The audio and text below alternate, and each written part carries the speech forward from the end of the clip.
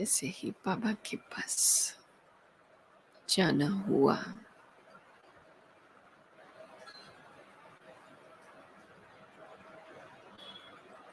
तो वतन में पहुंची तो बाबा ने पहुंचते ही बहुत प्यार से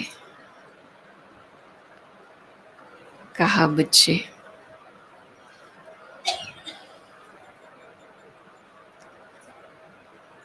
आज आप बच्चों का क्या समाचार लाई हो। मैंने कहा, बाबा बच्चों का याद ही लाई हो।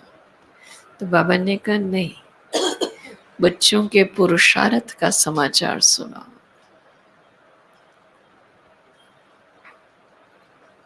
मैंने कहा, बाबा बच्चे अपने अपने पुरुषार्थ में चल रहे हैं, लगे हुए हैं। जो बाबा की उम्मीदें हैं सबका पूरा करने का संकल्प है।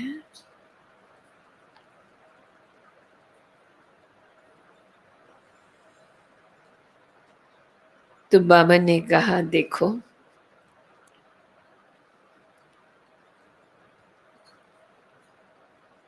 अब जो समय चल रहा है उस अनुसार ये नहीं कह सकते कि चल रहे हैं,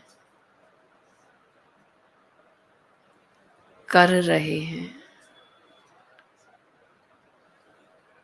लेकिन अब तो हर परिस्थिति को समझते हुए उन सब से ऊपर उड़ते जाना है,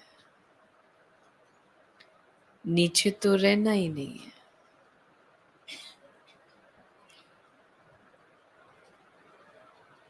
तो मैं जैसे बाबा को देख रही थी,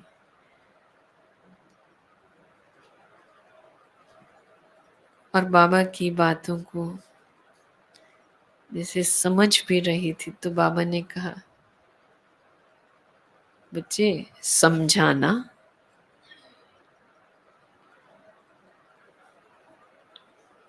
मैंने कहा, हाँ बाबा, वही समझ रही हूँ जो आप बताना चाह रहे हो। तो बाबा ने कहा, बच्चे स्थितियां परिस्थितियां तो नित्य नए नए रूप लेकर के आएंगी, लेकिन घोड़ा भी चलाते हैं ना, तो अगर लगाम मालिक के हाथ में होती है तो ठीक चलता है। अगर लगाम उसके हाथ में नहीं है तो कभी इधर जाता है, कभी उधर जाता है, कभी खड़ा होगा।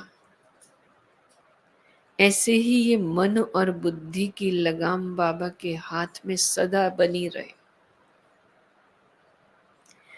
अभी तो ये लगाम अभी भी कभी कभी पुराने संस्कारों के वश,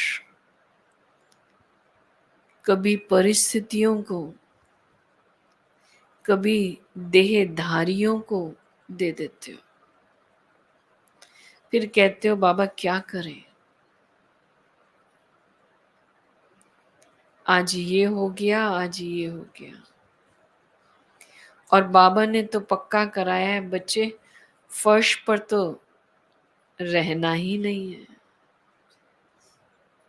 फर्श से ऊपर अर्श पर चले जाओ।